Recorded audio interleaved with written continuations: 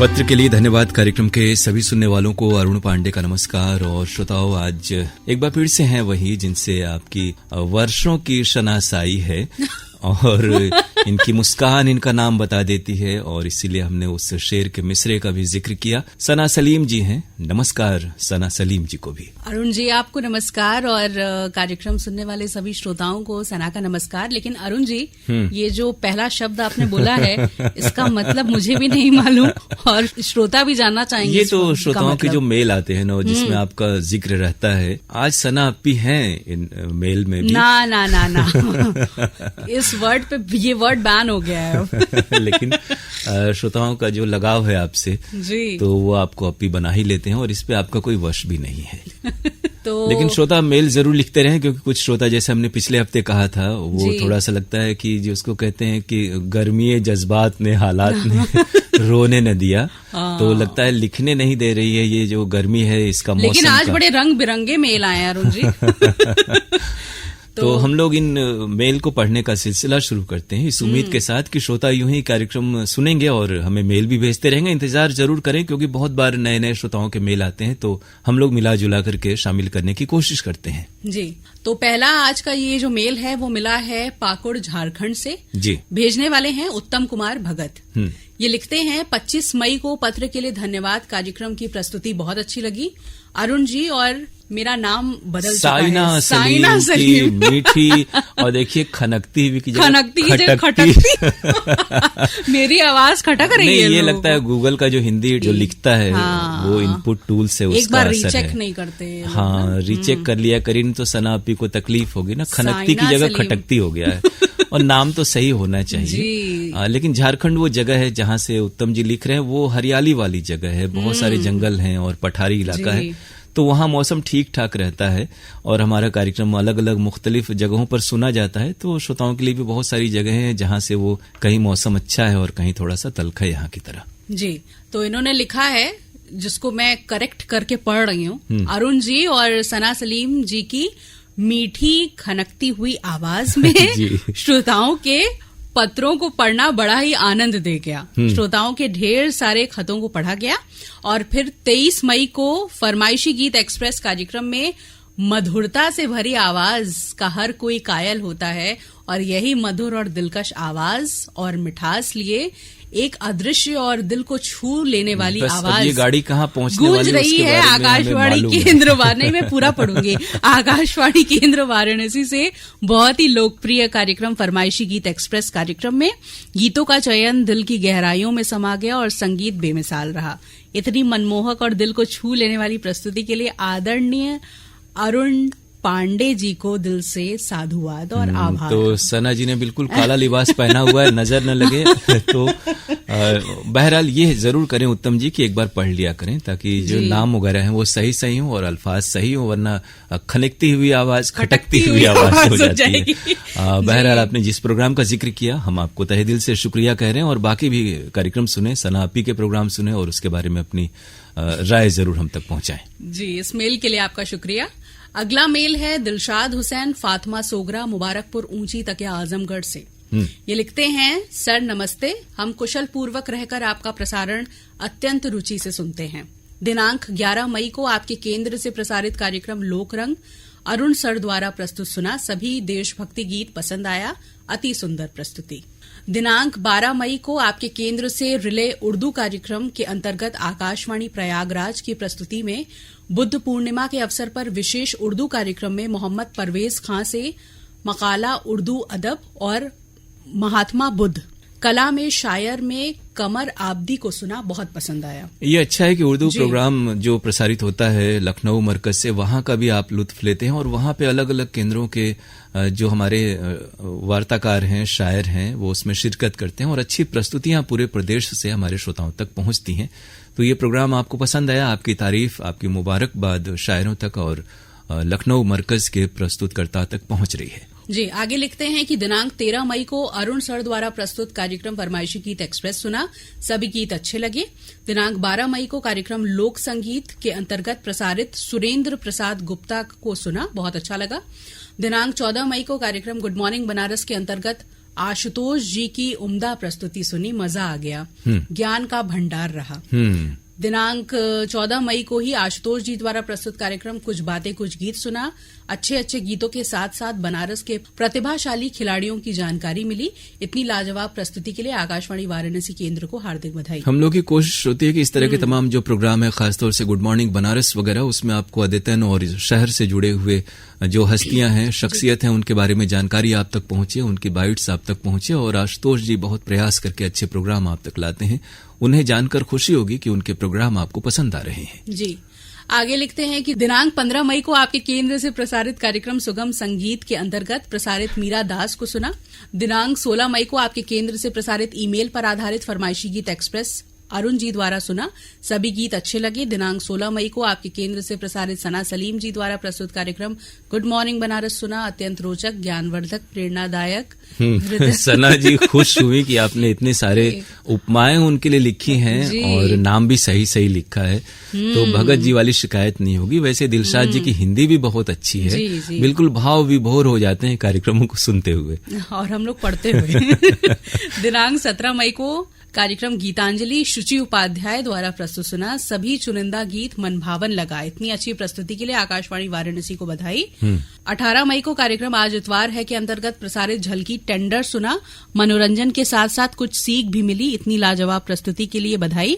18 मई को आपके केंद्र से प्रसारित किरण जी द्वारा प्रस्तुत कार्यक्रम लोकरंग सुना, बहुत ही खराब लगा। अनाउंसर बनने से पहले एक श्रोता बनना चाहिए, श्रोताओं के नाम बोलती रहीं और संगीत बजाती रहीं।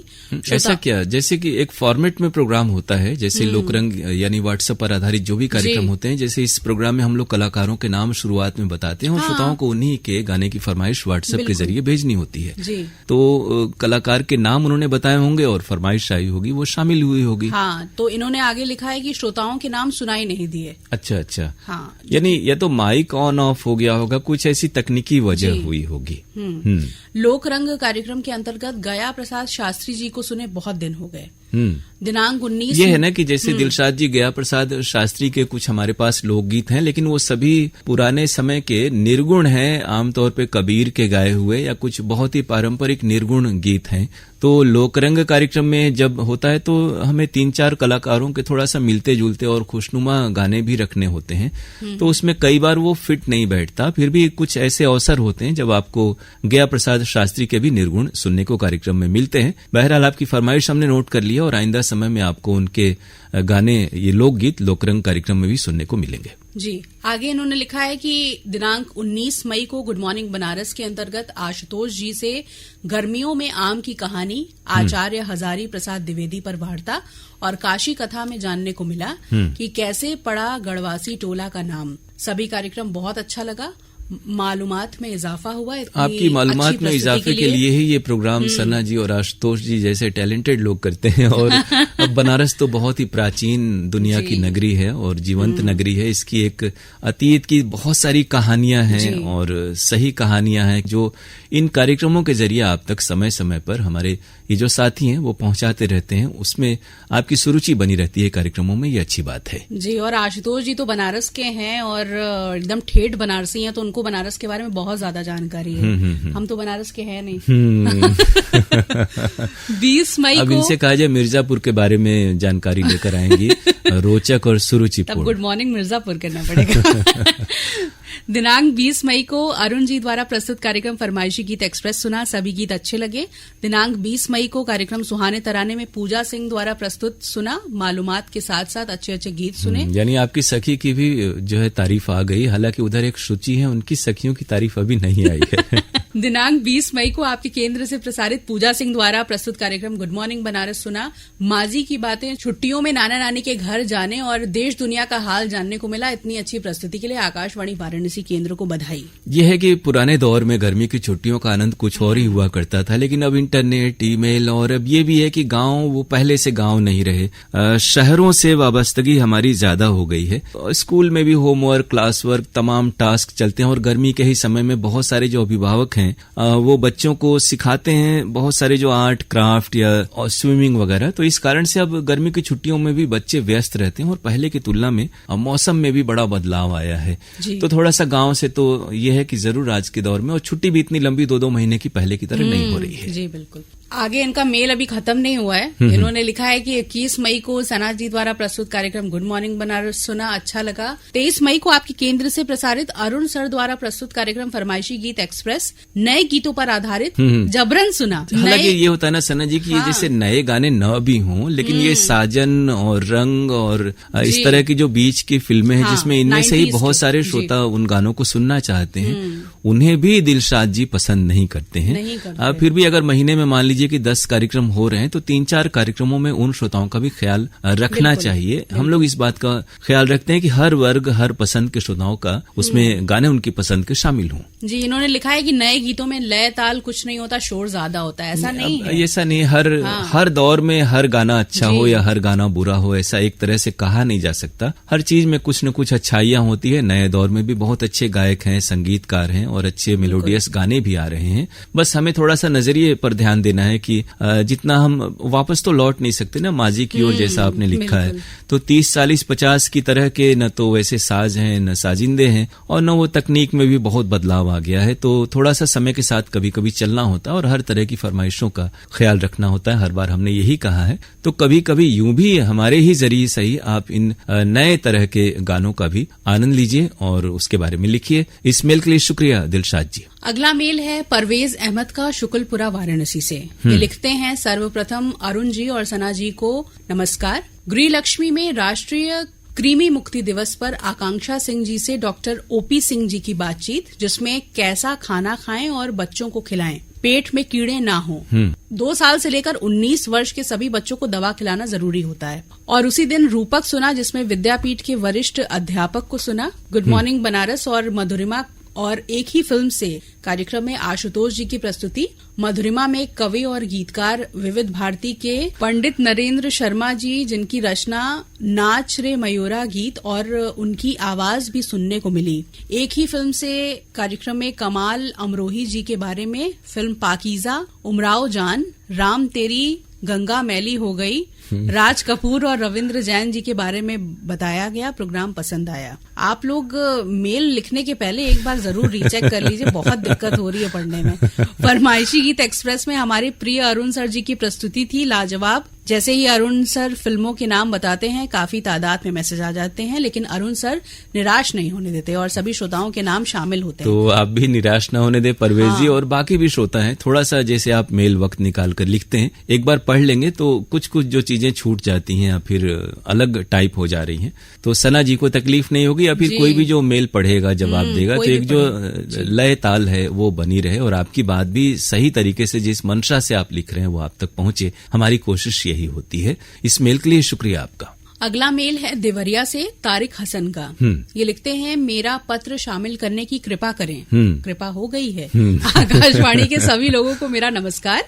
वैसे तो मैं आकाशवाणी का एक नियमित श्रोता हूँ, मगर काफी समय बाद आज मेल लिख रहा हूँ। जी। कार्यक्रमों की बात करूं तो आज इतवार है, कार्यक्रम मुझे बहुत पसंद है। साथ ही सुबह बनारस कार्यक्रम भी मैं लगभग रोज ही सुनता हूं। जी। सना जी की प्रस्तुति अच्छी लगती है। साथ ही स्तुति जी के कार्यक्रम में भी बहुत अच्छी जानकारियां मिलती हैं। 2 तो हो गए, एक का नाम बाकी है।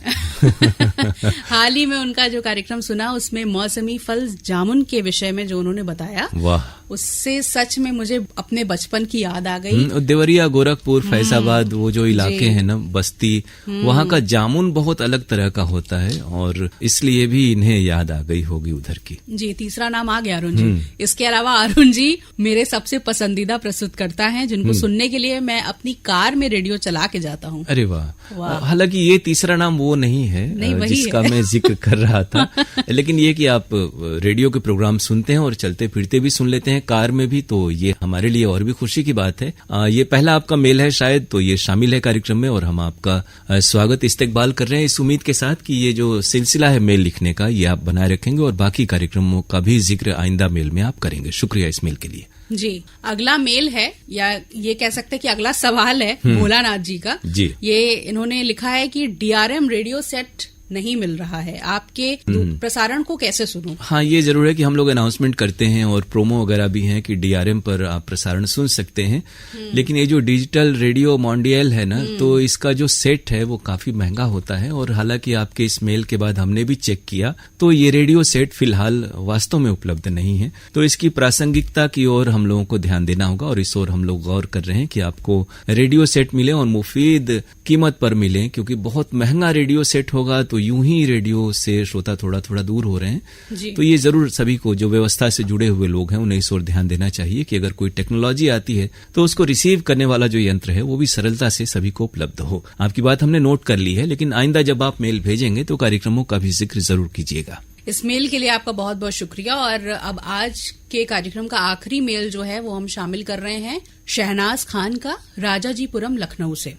इन्होंने लिखा है कि अरुण सर और सना जी को प्यार भरा, नहीं, सना अप्पी लिखा है। अरुण भैया और सना अप्पी को प्यार भरा आदाब। अरुण सर लिखा है और शहनाज जी, देखिए वो तो शहनाज जी तो जानती है ना कि उन्होंने क्या लिखा है, इसलिए हमें वही पढ़ना चाहिए जो उन्होंने लिखा है। दिल की, उनके दिल की भावना वही है जो उन्होंने लिखी है। जी, अरुण सर और सना अप्पी को प्यार भरा आदाब जी। मैं मोबाइल पर आकाशवाणी वाराणसी सुनती हूँ। मुझे मधुरिमा एक ही फिल्म से पत्र के लिए धन्यवाद। हेलो फोन इन फरमाइशी गीत एक्सप्रेस आज इतवार है, बहुत पसंद है। इसके बाद जो नाम इन्होंने लिखे हैं वो मेरिट में है।